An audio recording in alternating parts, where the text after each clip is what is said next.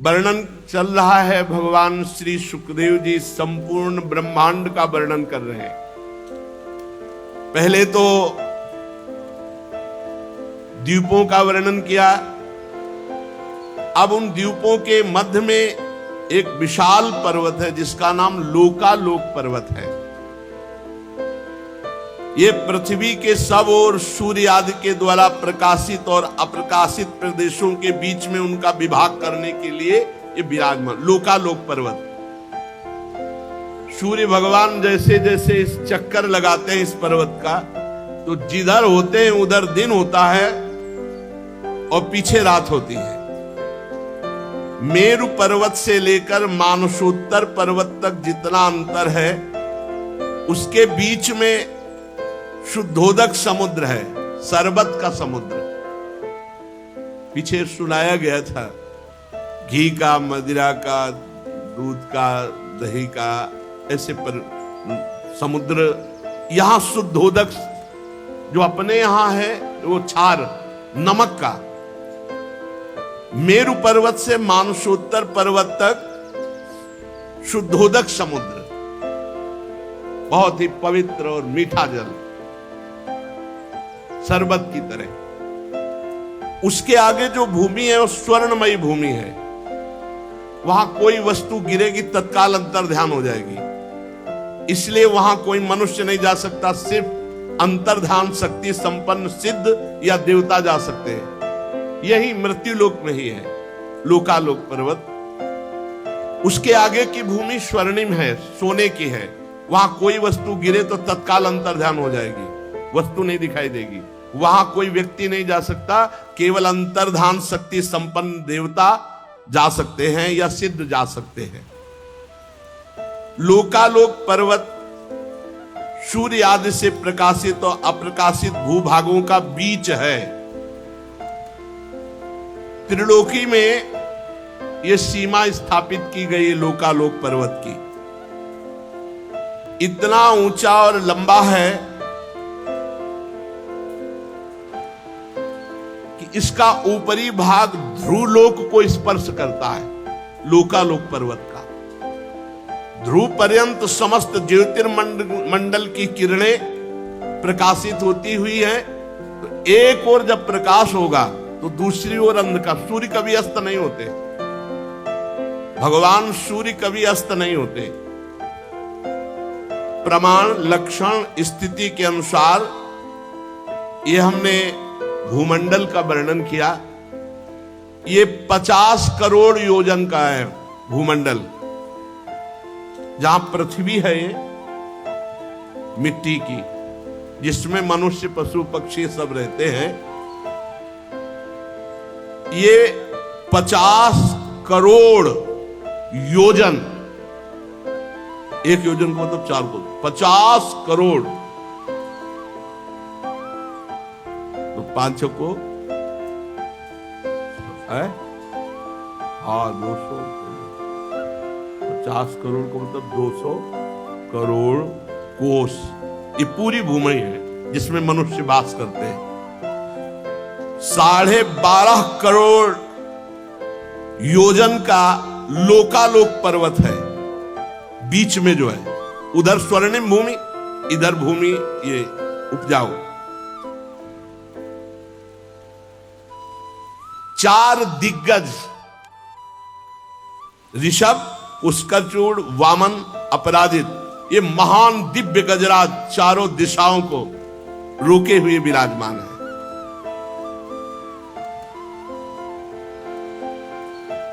दिग्गजों को इंद्रादि लोकपाल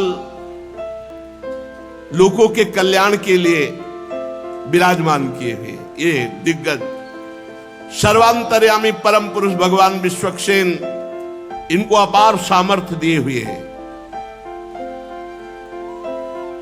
योग माया से रचे हुए भगवान के भूमंडल का वर्णन हुआ। सूर्य की स्थिति, वैसे विज्ञान कहता है कि भूमि घूमती है, लेकिन हमारा शास्त्र कहता है कि सूर्य चक्कर लगाते हैं। पृथ्वी के बीच में जो ब्रह्मांड का केंद्र है, ब्रह्मांड गोलक, वो 25 करोड़ योजन का है। 25 करोड़ योजन का है। 50 करोड़ भूमि योजन ये है। उधर तो स्वर्णिम भूमि है लोकालोक पर्वत के, वहां देवता या सिद्ध अंतर ध्यान शक्ति संपन्न जा सकते हैं। और इस को प्रकाशित करते हैं, इसलिए भगवान सूर्य का नाम एक मार्तंड हुआ। हिरण्यमय ब्रह्मांड ये भगवान विराट से प्रकट हुआ, इसलिए इसे हिरण्यगर्भ भी कहते हैं।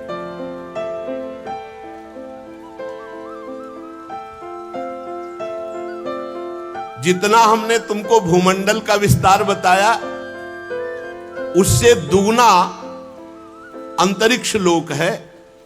जैसे मटर या चना के एक भाग को जान ले तो दूसरे भाग की लंबाई पता चल जाती है।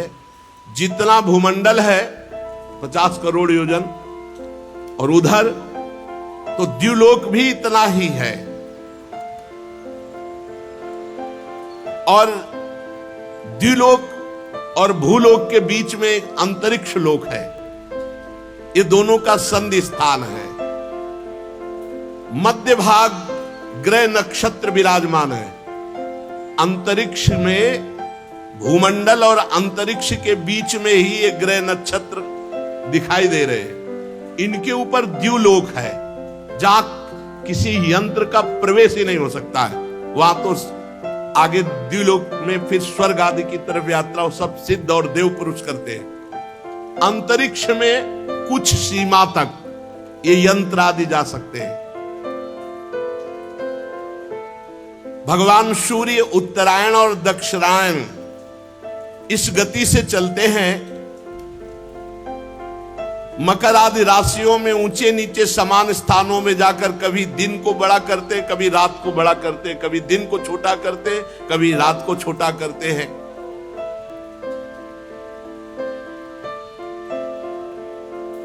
पंडित जन बताते हैं, पंडित माने ज्ञानी जन, मानसोत्तर पर्वत पर सूर्य की परिक्रमा का मार्ग 9 करोड़ 51 लाख योजन है। एक राउंड 9 करोड़ 51 लाख योजन। मेरु पूर्व की तरफ जब भगवान सूर्य जाते हैं तो देवराज इंद्र की जो देवधानी अमरावती पुरी है उसको प्रकाशित करते हैं। उसके आगे जब दक्षिण की तरफ बढ़ते हैं तो यमराज की संयमिनी पुरी है। फिर जब पश्चिम की तरफ बढ़ते हैं तो वरुण जी की निम्लोचनी, और उत्तर की तरफ तो चंद्रमा की विभावरी। इन पुरियों को प्रकाशित करते हुए भगवान सूर्य आगे बढ़ते हैं तो सूर्योदय, मध्याह्न, सायंकाल, अर्धरात्रि, ये क्रम से होती रहती। भगवान सूर्य कभी अस्त नहीं होते, उनका निरंतर परिक्रमा चलती रहती भूमंडल की। भगवान सूर्य जब मेरु को बाएं ओर रख करके चलते हैं तो दिखाई देता है कि वो दाईं ओर चलने पर चलते वो बाईं ओर है। जिस समय भगवान सूर्य का उदय जहां होता है ठीक उसी समय कहीं अस्त दिखाई देता है। कहीं जहां भगवान सूर्य मध्याह्न के पसीना पसीना कर रहे हैं किसी को, तो उसी समय आराम से आधी रात को कोई सो रहा होता है। भूमंडल में देख लो, यही की बात कह रहे। कभी सूर्य अस्त नहीं होते, कभी सूर्य उदय नहीं होता, वो तो निरंतर चल रहे हैं। लोकालोक पर्वत के कारण वो अस्त और उदय का ऐसा, लोक माने प्रकाशित, आलोक माने अंधकार, लोकालोक पर्वत, उसी के कारण ऐसा अनुभव होता है। जहां कहीं आधी रात होगी तो कहीं पसीना चुआ रहे होंगे, दोपहर होगा, कहीं प्रातः हो रहा होता है तो कहीं अस्त हो रहे होते। वो पहाड़ पर्वत के कारण सूर्य भगवान ना अस्त होते ना उदय होते हैं। जिन लोगों को सूर्य भगवान मध्याह्न में दिख रहे हैं उसी समय कहीं अंधकारमयी रात्रि होती है। सूर्य भगवान जब इंद्र की पुरी से यमराज की पुरी को चलते हैं तो 15 घड़ी में 2.25 करोड़ 12.5 लाख और 25,000 योजन इस रफ्तार से चलते हैं। 15 घड़ी में 2.25 करोड़ 12.5 लाख 25,000 योजन यात्रा तय करते हैं। बहुत रफ्तार की भगवान सूर्य की गति है। इसी क्रम से वरुण और चंद्रमा की पुरियों को पार कर इंद्रपुरी में पहुंचते हैं। इस प्रकार चंद्रमा आदि अन्य ग्रह भी ज्योतिष चक्र में अन्य नक्षत्रों के साथ उदित और अस्त होते रहते हैं। भगवान सूर्य का वेदमय रथ एक मुहूर्त में 34,08,000 योजन की रफ्तार से चलता है। एक मुहूर्त में, बहुत छोटा समय मुहूर्त होता है, 34,08,000 योजन की रफ्तार से चलता है। आज तक हमें लगता है कोई ऐसी गाड़ी नहीं बनी होगी, कोई हेलीकॉप्टर या कोई भी वाहन नहीं बना होगा। नहीं, ऐसा नहीं बना होगा कि एक मुहूर्त में 34,08,000 योजन, कोई नहीं। इस रफ्तार से सब पूरे ब्रह्मांड को प्रकाशित करते हुए भगवान सूर्य संवत्सर नाम का एक चक्र पहिया, 12 मास रूपी अरे, 6 ऋतु रूपी नेमी, 3 चौमासे रूपी नाभि और रथ की धुरी का एक सिरा मेरु पर्वत की चोटी पे रखा हुआ है और दूसरा मानसोत्तर पर्वत पे, और निरंतर भगवान सूर्य का रथ घूमता रहता है। एक पहिया सुमेरु पर्वत पर, एक मानसोत्तर पर्वत पर, और बीच से एक यंत्र गया जो ध्रुवलोक से कनेक्शन है। जैसे ऊपरी भाग को रोके तो ऐसे रथ से ऊपर ध्रुवलोक से कनेक्शन। एक पहिया सुमेरु, एक मानसोत्तर पर्वत, और बीच की यात्रा चलती है जिसमें भगवान सूर्य बैठते हैं। वो सिंहासन रथ का जानते हो कितना बड़ा है? 36 लाख योजन। सूर्य भगवान को ऐसे थोड़ी कि हमारी तुम्हारी तरह वैसे बैठे हैं, ये हाथ दो हाथ में बैठ गए। 36 लाख योजन रथ में बैठने का स्थान है भगवान सूर्य के। रथ पूरा जो रथ है वो 9 लाख योजन चौड़ाई, तो जिसमें बैठते हैं 36 लाख योजन, और पूरा रथ ऐसे 9 लाख योजन का है। जुआ जिसमें घोड़े, तो वो 36 लाख योजन का लंबा जुआ है। तो घोड़े कौन है? साक्षात गायत्री। 7 छंद जो गायत्री के हैं, मूर्तिमान वहां अश्वरूप धारण करके विराजमान है। और सारथी कौन है? अरुण जी महाराज, गरुण जी के बड़े भाई अरुण जी। इनके कमर के नीचे का अंग तैयार नहीं हुआ था, आगे प्रसंग में आएगा। ये भगवान सूर्य की तरफ मुख करके बैठते हैं, आगे की तरफ नहीं, आगे की तरफ पीठ करके बैठते हैं। भगवान सूर्य की तरफ मुख करके बैठते हैं महाराज अरुण, गरुण जी के बड़े भाई अरुण जी। ये सारथी हैं भगवान सूर्य के। गायत्री मूर्तिमान छंद, ये 7 घोड़े हैं। रफ्तार एक मुहूर्त में 34,08,000 योजन। भगवान सूर्य इस रथ पर विराजमान होकर भूमंडल को प्रकाशित करते हैं। सूर्य देव की तरफ ही मुंह करके अरुण देव उनके सारथी बैठते हैं। विश्व में दूसरा कोई सारथी नहीं इनके सिवा, कोई सारथी नहीं कि भगवान सूर्य के सामने बैठ जाए। अरुण देव ही महाराज है।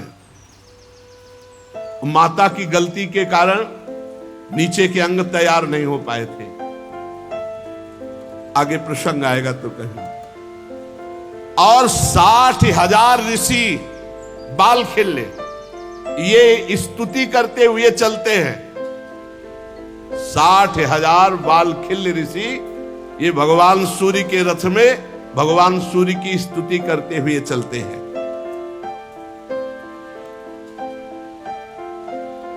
ऋषि, गंधर्व, अप्सरा, नाग, यक्ष, राक्षस, देवता, ये 14 कोई नृत्य कर रहा है, कोई गान कर रहा है, कोई स्तुति कर रहा है, कोई ऐसे चलते हैं भगवान सूर्य। जैसे भगवान सूर्य चल रहे तो गंधर्व गान कर रहे, अप्सरा नृत्य कर रही, ऋषि स्तुति कर रहे, ऐसे चलते हैं भगवान सूर्य। भगवान सूर्य भूमंडल में 9,51,00,000 योजन लंबे घेरे में से प्रत्येक क्षण में 2-2 हजार योजन की दूरी तय करते, प्रत्येक क्षण में। परीक्षित ने कहा, महाराज आपने जो कहा कि भगवान सूर्य राशियों की ओर जाते समय मेरु और ध्रुव को दाईं ओर रखकर चलते, पर दिशा दिखाई देती है कि वो दक्षिण की ओर चल रहे हैं, समझ नहीं पाया आपका कहने का भाव। श्री सुखदेव जी महाराज कह रहे, कुम्हार के घूमते हुए चाक पर बैठ करके अगर चींटी देखे, चींटी चाक में बैठी हुई है और चाक घूम रही, तो चींटी विभिन्न स्थानों में दिखाई देगी, लेकिन बैठी एक ही जगह है, विभिन्न स्थानों में घूमने के कारण दिखाई देगी। इसी प्रकार नक्षत्र और राशि ये काल चक्र में पड़कर ध्रुव और मेरु को दाएं रखकर घूमने वाले सूर्य को ये स्थित दिखाई देते हैं। ग्रह नक्षत्र तारे तो लगता है सूर्य दाईं ओर चल रहे हैं, और सूर्य दाईं ओर नहीं चल रहे, सूर्य बाईं ओर चल रहे हैं, वो ग्रह नक्षत्र वहीं विराजमान है, इसलिए ऐसा दिखाई देता है। ये आदि पुरुष भगवान नारायण का स्वरूप ही है सूर्य भगवान, साक्षात नारायण। बोले कहाँ है भगवान, तो देखो ना किसने सूर्य भगवान को प्रकट किया है, कौन प्रकाश दे रहा है। प्रत्यक्ष में भगवान नारायण है सूर्य भगवान।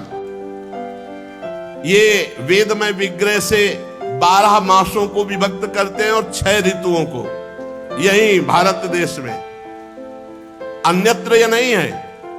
6 ऋतुएं अन्यत्र नहीं है।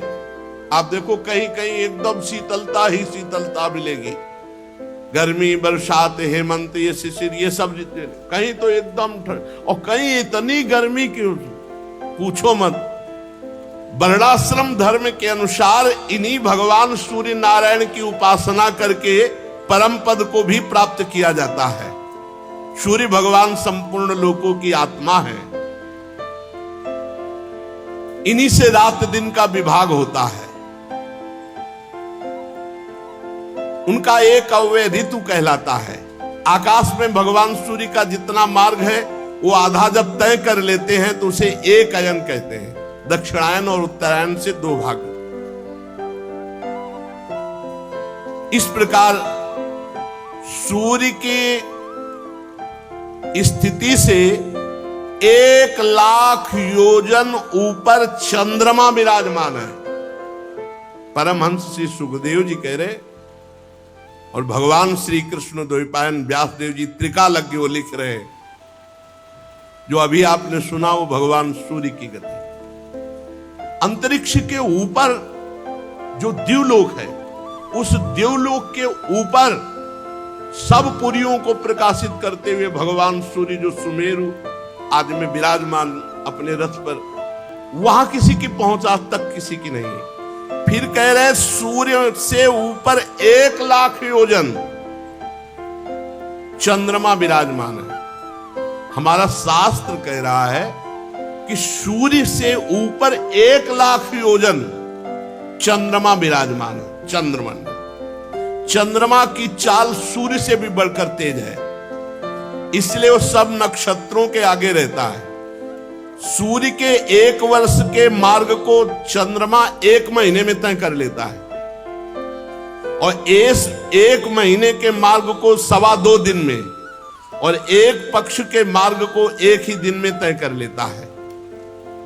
ये कृष्ण पक्ष में क्षीण होती हुई कलाओं से पितृगण के और शुक्ल पक्ष में बढ़ती हुई कलाओं से देवताओं के दिन रात का विभाग करता है।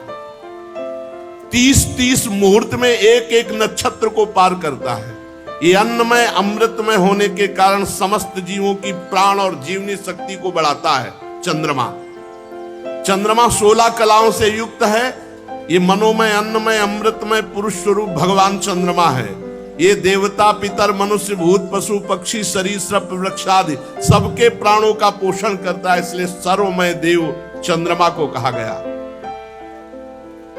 चंद्रमा से 3,00,000 योजन ऊपर अभिजीत के 28 नक्षत्र विराजमान है। इन्हें भगवान ने काल चक्र में नियुक्त किया है। ये मेरु को दाईं ओर रखकर घूमते हैं। और देखो, चंद्रमा से 3 लाख ऊपर अभिजीत 28 नक्षत्र, और अभिजीत नक्षत्रों से 2 लाख योजन ऊपर शुक्र देवता विराजमान। शुक्र नक्षत्र सूर्य की शीघ्र मंद और समान गतियों के अनुसार उन्हीं के समान ये कभी आगे कभी पीछे चलते हैं। ये बहुत मंगलकारी ग्रह है शुक्र, खूब वर्षा कराने वाला और बहुत मंगलकारी ग्रह शुक्र ग्रह है। ये सबके अनुकूल रहता है। शुक्र की गति जैसी वैसे ही चंद्रमा के पुत्र बुध की गति है। शुक्र से 2 लाख योजन ऊपर चंद्रमा का ये पुत्र बुध विराजमान है। ये भी मंगलकारी है, किंतु जब सूर्य की गति का उल्लंघन करके चलता है तब आंधी, बादल और सूखे की भय की सूचना देता है। बुध से 2 लाख योजन ऊपर मंगल ग्रह है। यदि ये वक्र गति से न चले तो एक एक राशि को 3-3 पक्ष में भोगता हुआ 12 राशियों को पार करता है। ये सबका अशुभ करने वाला अमंगल सूचक ग्रह है मंगल। इसके मंगल ग्रह के 2 लाख योजन ऊपर बृहस्पति जी विराजमान है। ये वक्र गति से न चले तो एक एक राशि को एक एक वर्ष में भोगते हैं। ये धर्म से चलने वाले ब्रह्म ऋषियों के सदा अनुकूल रहते हैं बृहस्पति गुरुदेव। और बृहस्पति जी के ऊपर 2 लाख योजन के ऊपर शनि भगवान विराजमान है। 30-30 महीने तक एक एक राशि को भोगते हैं। ये सब राशियों को पार करने में 30 वर्ष लगाते हैं। ये सबके लिए अशांति कारक है। अगर ये विपरीत हो जाए तो बहुत ही हानि पहुंचा दे शनि भगवान। वो है सबके विपरीत ही। भगवान का भजन कर ले तो इनकी विपरीतता काम नहीं करेगी, और अगर भगवान का भजन नहीं करोगे तो ये है जैसे मंगल है और शनि है, मानो जेलर, जो बुरा करेगा बहुत, और भगवान की शरण में रहोगे तो सब मंगल करेंगे। जो पे कृष्ण चरण मन अर्पित तो करी है का नवग्रह रंक, हरिवंश महाप्रभु कहते। और शनि भगवान से 11 लाख योजन ऊपर सप्त ऋषि विराजमान है। ये ध्रुवलोक की परिक्रमा करते रहते हैं और सब पूरे विश्व का मंगल करने की भावना रखते हैं। सप्त ऋषियों से 13 लाख योजन ऊपर ध्रुवलोक विराजमान है। चरम सीमा है ये ऊंचाई की। ये आकाश जो देख रहे हो ना, ये अनंत है। ये सीधा ऊपर लंबाई है। किसी की पहुंच नहीं, किसी की पहुंच नहीं। भगवान विष्णु का परम पद जो ध्रुव जी को मिला, ये सप्त ऋषियों से 13 लाख योजन ऊपर है। अगर सब जोड़ किए जाएं तो होश उड़ जाएंगे कि ध्रुव जी कहां विराजमान है। बहुत ऊंचाई पर सबसे उत्तानपाद के पुत्र परम भक्त जहां ध्रुव जी विराजमान है, तो अग्नि देवता, इंद्र देवता, प्रजापति, कश्यप, धर्म, सप्त ऋषि सब प्रदक्षिणा करते हुए प्रणाम करते रहते हैं ध्रुव जी को। कल्प पर्यंत रहने वाले लोग इन्हीं के आधार से स्थित है। जैसे किसी यंत्र के द्वारा बीच में किसी को रोका जाए, ऐसे भगवान सूर्य के रथ का कनेक्शन है ध्रुवलोक से, ऐसे ऊपर से पकड़े हुए, और 2 इधर बीच में पूरा राउंड मारते रहते हैं। सदा जागते रहने वाले अव्यक्त भगवान काल के द्वारा ग्रह, नक्षत्र, ज्योतिर्गण ये निरंतर घुमाए जाते हैं, पर ध्रुवलोक आधार स्तंभ की तरह रहता, कभी नहीं घूमता। सब इनकी परिक्रमा करते हैं। कोई भगवान की योग माया से युक्त, इसे शिशुमार चक्र भी कहते हैं, जो ध्रुव जी की परिक्रमा करते हैं। ध्रुव जी का लोक जो वर्णन है, परीक्षित, कुछ लोगों का कथन है कि सूर्य से 10,000 योजन नीचे राहु नक्षत्र घूमता है। ये देवत्व को प्राप्त हो चुका है। समुद्र मंथन के समय जब अमृत निकला था तो इसने चोरी चोरी पी लिया था। ये सिंगिका का पुत्र असुराधम इस पद के योग्य तो नहीं था, पर इसने देवत्व प्राप्त कर लिया राहु ने, क्योंकि भगवान दैत्यों की तरफ देखकर ऐसे मुस्कुराते हुए पिलाते चले जा रहे थे। तो इसने देखा कि मामला तो गड़बड़ है, कलश तो पूरा उलटने वाला है। तो सूर्य चंद्रमा के बीच में होकर तो कहा भगवान ये तो पी लिया, तो अभी गले के नीचे नहीं ले जा पाया था, सुदर्शन चक्र से उड़ा दिया, तो ऊपर का देवत्व को प्राप्त हो गया। इसका वर्णन हम आगे करेंगे। सूर्य का जो ये अत्यंत तपता हुआ मंडल है, ये 10,000 योजन का है। सूर्य नहीं, सूर्य तो आप देखें जितने में बैठे थे, मंडल तेज ये 10,000 योजन का, 10,000 योजन का। चंद्रमा का मंडल 12,000 योजन का है और राहु का मंडल 13,000 योजन का, इसीलिए वो ऊपर छाता है तो सूर्य और चंद्र ढक जाते हैं। अमृत पान कर किए हुए राहु ये देवताओं के समान हो चुका है, क्योंकि अमृत पान कर चुका है। चंद्रमा और सूर्य के बीच में बैठा था तो चंद्रमा और सूर्य ने ही पोल खोल दी, भगवान ये तो दैत्य है, तो तुरंत सुदर्शन चक्र से। तो उस दिन से वैर भाव रखकर अमावस्या और पूर्णिमा को चंद्र ग्रहण और सूर्य ग्रहण ये करता है। और ये बड़ा है, मंडल इसका बड़ा है 13,000 का, तो इसलिए ढक लेता है। तो सूर्य और चंद्रमा से वैर करने के कारण भगवान ने सुदर्शन चक्र को आज भी नियुक्त कर रखा है सूर्य और चंद्रमा की रक्षा के लिए। तो ये डरता रहता है। केवल चंद्र ग्रहण और सूर्य ग्रहण जो अमावस्या पूर्णिमा को होता है भगवत विधान से उतने ही समय के लिए, नहीं हर समय डरता रहता है। निरंतर सुदर्शन चक्र घूमता रहता है और रक्षा करता रहता है सूर्य और चंद्रमा की। राहु उद्युग्न नहीं कर पाता, नहीं उद्युग्न कर दे सूर्य और चंद्रमा को, इतना बलवान है ये। सुदर्शन के तेज से उद्युग्न होकर कुछ मुहूर्त वो सूर्य चंद्र के समीप जाता और डर कर भागाता, उसी को ग्रहण कहते हैं। राहु से, अब ये नीचे की बातें होती चली जा रही, ऊपर की सुन। राहु से, सूर्य से नीचे 10,000 योजन पर राहु है, और राहु से 10,000 नीचे योजन, 10,000 योजन नीचे जितने सिद्ध हैं, चारण हैं, विद्याधर हैं, इनके स्थान हैं। यहां वायु की गति जा सकती है और बादल दिखाई दे सकते हैं। ये अंतरिक्ष लोक है। अंतरिक्ष में यक्ष, राक्षस, पिशाच, प्रेत और भूत इनका विहार स्थल है अंतरिक्ष लोक। उससे नीचे, अंतरिक्ष लोक से नीचे 100 योजन की बीच की दूरी है जहां से पृथ्वी है। यक्ष, राक्षस, पिशाच, प्रेत, भूत ये अंतरिक्ष लोक में वास करते हैं। अंतरिक्ष लोक से हजारों योजन ऊपर सिद्ध, चारण, विद्याधर, उनसे 10,000 योजन ऊपर राहु, और राहु से 10,000 योजन ऊपर सूर्य मंडल, सूर्य नहीं सूर्य मंडल, उसके नीचे 100 योजन का जो मार्ग है, फिर ये पृथ्वी लोक में आता है। 100 योजन मतलब 400 कोस, और 4 से 12, 1200 किलोमीटर। जहां तक हंस, गिद्ध, बाज और गरुण ये उड़ सकते हैं, वहां से पृथ्वी की सीमा लागू होती है। उसके ऊपर अंतरिक्ष की सीमा रहती है। अगर अंतरिक्ष की सीमा में पहुंच जाए तो गुरुत्वाकर्षण बल और अंतरिक्ष के ऊपर वो बीच में हिलगा रहे। एक स्थिति ऐसी है जो ना पृथ्वी का आकर्षण नीचे का खत्म हो जाता है, ऊपर का आकर्षण ऊपर को बीच में, जैसे त्रिशंकु हिल गए आज भी कहा जाता है।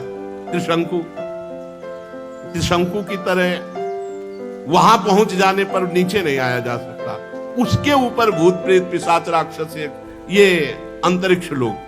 हंस, गिद्ध, बाज और गरुण आदि प्रधान प्रधान पक्षी जहां से वहीं तक पृथ्वी की सीमा है।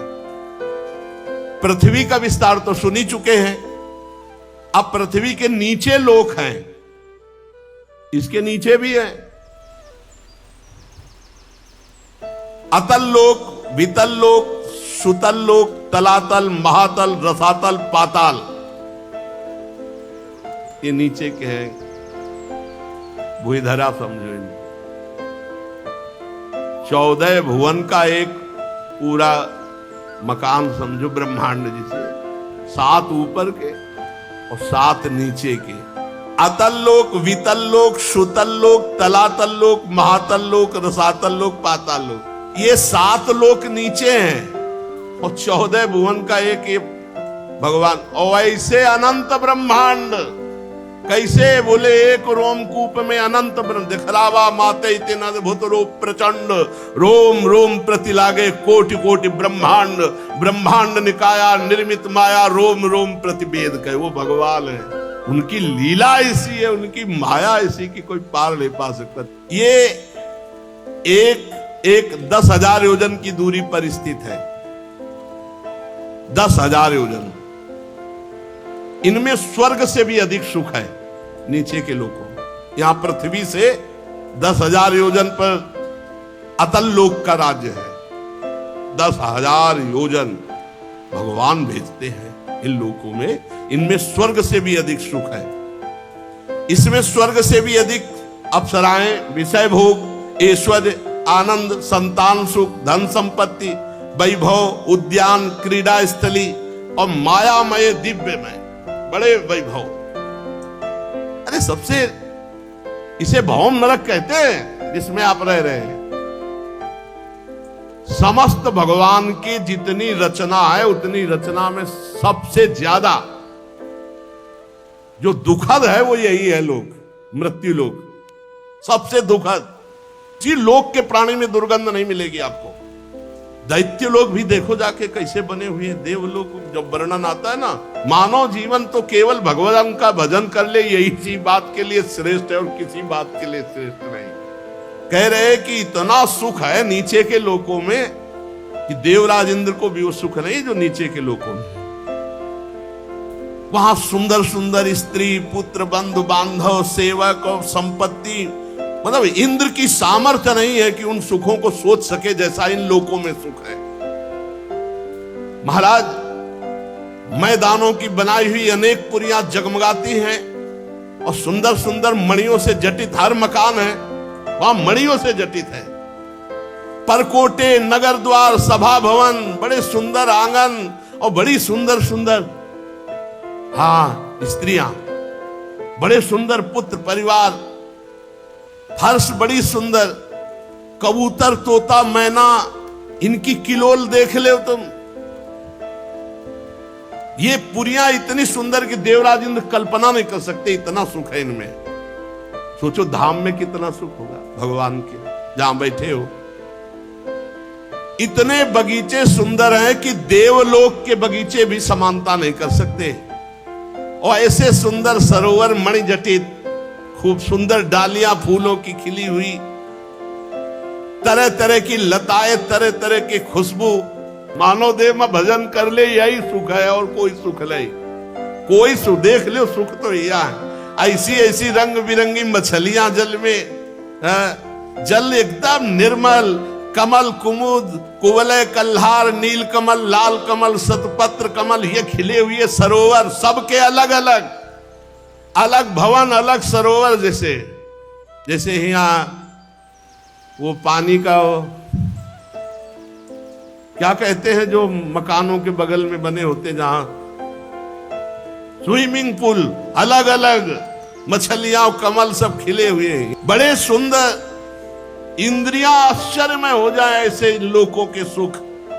अच्छा, वहां सूर्य का, चंद्र का प्रवेश नहीं है नीचे के लोकों में, ऊपर के लोकों में तो है। वहां दिन रात का विभाग नहीं है, दिन रात नहीं है, कोई खटका नहीं। वहां दिव्य मणियां ऐसी चमक रही कि हर समय प्रकाश रहता है, रात्रि नहीं। और उस लोक के निवासियों का आहार क्या है? दिव्य औषधियां, दिव्य रस, दिव्य पान, और वहां का स्नान मात्र करने से शरीर निरोग, ऐसा जल है। दिव्य वस्तुओं के सेवन से वहां किसी को मानसिक परेशानी नहीं, डिप्रेशन नहीं होता, किसी को मानसिक परेशानी नहीं, और शारीरिक रोग नहीं होता। इसलिए कोई अस्पताल नहीं, वहां कोई डॉक्टर नहीं। हाँ, बढ़िया है। लेकिन इससे करोड़ों अनंत गुना सुख ब्रह्मलोक में है, और उससे अनंत गुना सुख श्रीधाम वृंदावन में जहां हम आ चुके हैं प्रिया प्रीतम के साथ। ये क्या मछलियां, ये क्या, सब चिदानंद। वहां किसी की झुर्रियां नहीं पड़ती, वहां बाल किसी का नहीं पकते, झुर्रियां नहीं पड़ती, बाल नहीं पकते, और कभी कोई बूढ़ा नहीं होता, और देह की कांति मलिन नहीं होगी, साफ चिकने एकदम। शरीर में किसी के दुर्गंध नहीं आएगी, पसीना नहीं आएगा कभी शरीर में, कितना भी मेहनत करो थकावट नहीं, शिथिलता नहीं, आयु के साथ अवस्था नहीं बदलेगी, हर समय जवान। ये नीचे के लोगों की है बात। सब सुंदर, सब स्वस्थ, सब जवान, सब शक्ति संपन्न। यहां पुण्य पुरुषों का प्रवेश होता है, और यहां मृत्यु होती सिर्फ सुदर्शन चक्र से। यहां भगवान के परम पावन सुदर्शन चक्र से ही सबकी मृत्यु होती है। जब मृत्यु होगी तो सुदर्शन चक्र से, ना बुढ़ापा, ना थकावट, ना झुर्रियां, ना कोई रोग, ना कोई, आनंद ही आनंद। और मरना भी किससे? सुदर्शन चक्र से। आप ये समझ लो, भजन कर लो तो ये लोक बढ़िया हो गया। भजन कर लो तो चाहे नीचे जाना चाहो नीचे, ऊपर जाना चाहो ऊपर, भगवान के धाम जाना चाहो भगवान के धाम। और किसी भी प्रकार मृत्यु नहीं हो सकती, केवल सुदर्शन चक्र से मृत्यु होगी। और सुदर्शन चक्र के आते ही गर्भ से लेकर के बाहर जो गर्भस्राव भी हो जाता है। मैदानों का पुत्र असुर, यहां का राजा है, पहला जो लोक है अतल लोक। 96 प्रकार की माया के द्वारा अपनी प्रजा को सुख प्रदान करता रहता है। और कोई ऐसा मायावी नहीं है जैसा मैदानों सृष्टि में मायावी हो, उसका पुत्र मैदानों का असुर बल। 96 प्रकार की माया के, और हमारे भगवान अनंत माया के अधिपति हैं, हम उनके दास हैं। उसने एक सुंदर स्त्री जाति प्रकट की है अपने लोक में, जम्हाई लेकर, उसका नाम स्वैरिण। ऐसी कामनी है ही नहीं सृष्टि में जैसी उसने पैदा की है, स्वयं प्रकट किया उसने। स्वैरिणी, ये ऐसी कामिनी है, कोई ऐसा नहीं जो लुभायमान ना हो जाए, अपने देश में रखता है, अतल लोक में स्वयं प्रकट किया है। फिर दूसरी प्रकट की है पुष्चली, महान चंचल स्वभाव की। तीसरी प्रकट की है कामिनी।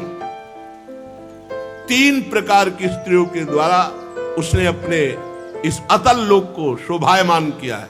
एक बहुत ही चंचल स्वभाव की कामाशक्त, जैसे स्वभाव के होते ऐसे, और एक महान कामिनी, और एक स्वैरिणी। जो स्वैरिणी है वो केवल अपने पति का ही आश्रय लिए रहती है, और जो 2 प्रकार की हैं वो पूरे नगर को, पूरे अतल लोक को अपने अधीन रखती है, ऐसी सुंदरियां। और वहां एक दिव्य आसव है जिसका नाम हाटक है। हाटक, ये हाटक रस ऐसा है कि जो पुरुष पी ले तो उसकी सामर्थ्य का पार नहीं है। तो ये जो वहां की रहने वाली मैदानों के द्वारा प्रकट की हुई स्त्रियां, ये पहले पुरुष को हाटक रस पिलाती है। अब वो अपार बल से संपन्न, हाव भाव चितवन प्रेममयी मुस्कान प्रेमालाप आदि के द्वारा पूरे के पूरे लोक को अपने अधीन रखती है। हाटक रस पी करके वहां मदांध रहे लोग उनको 10-10 हजार हाथियों का बल प्राप्त होता है, 10,000 हाथियों का बल सब। पर ये सब भोग लोक हैं, इनमें भजन भगवान का नहीं है, इनमें साधना नहीं है। फिर अतल लोक के नीचे जो लोक हैं उनकी चर्चा आगे होगी, लेकिन लुभायमान मत होना, ये सब स्वप्न है, थोड़ा अच्छे स्वप्न है। और वृंदावन धाम, साकेत धाम, कैलाश धाम, वैकुंठ धाम, ये सब चिदानंद है, ये सत्य है। और ये असत्य जब प्रलय होगी ना, तो ये सब ऊपर नीचे सब, सबसे नीचे वर्णन आएगा भगवान संकर्षण का। अनंत फणधारी भगवान शेष जिस समय छोड़ते हैं विषैली अग्नि, तो नीचे से सब भस्म होते हुए ऊपर तक सब भस्म हो जाते हैं, ब्रह्मलोक तक नष्ट हो जाता है। इसलिए कहीं लुभायमान मत होना, लुभायमान हो प्रिया प्रीतम उनके परम धाम वृंदावन। सोचो ये मायाकृत है, अनंत लोकाधिपति भगवान श्री कृष्ण को जो मोहित कर ले वो वृंदावन धाम है। इसलिए इनसे मोहित मत होना। ये सुनकर के श्री राधा वल्लभ लाल की